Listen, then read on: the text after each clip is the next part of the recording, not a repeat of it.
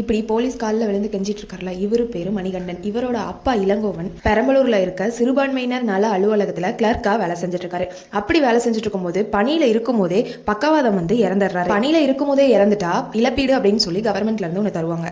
அது இவர் இறந்து 3 வருஷம் ஆகியோ அவரோட மனைவிக்கோ அவரோட மகனான மணிகண்டனுக்கோ வராததால அவங்க அந்த மாவட்ட ஆட்சியர் அலுவலகத்துல இருக்க சிறுபான்மையினர் நல அலுவலகத்துல போய் கேட்டிருக்காங்க.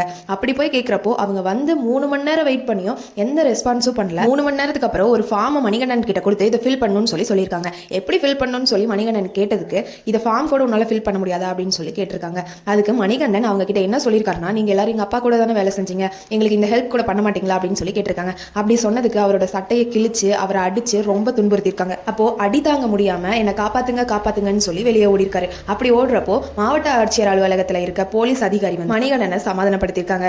அதுக்கு மணிகண்டன் சொல்றாரு, எங்க அம்மாவை தரக்குறைவாகவோ தகாத வார்த்தையில திட்டினதாவோ சொல்லியிருக்காரு. இதை கேட்கறதுக்கு யாருமே இல்லை சார் அப்படின்னு சொல்லி ரொம்ப ஆதங்கத்தோட அழுது பேசியிருக்காரு. ஒரு குடும்ப தலைவர் இறந்துட்டா அந்த குடும்பத்தில் இருக்கவங்க எந்த அளவுக்கு கஷ்டப்படுவாங்க அப்படின்னு சொல்லி நம்ம எல்லாருக்கும் தெரியும். ஒரு ஃபார்ம் எப்படி ஃபில் பண்ணணும்னு சொல்லி கேட்டதுக்கு இந்த அளவுக்கு போட்டு அடிக்கிறாங்கன்னா உங்களுக்கு அடிக்கிற உரிமையை கொடுத்தது யாரு? இதை பத்தி நீங்க என்ன நினைக்கிறீங்கன்னு மறக்காம கமெண்ட்ல சொல்லுங்க.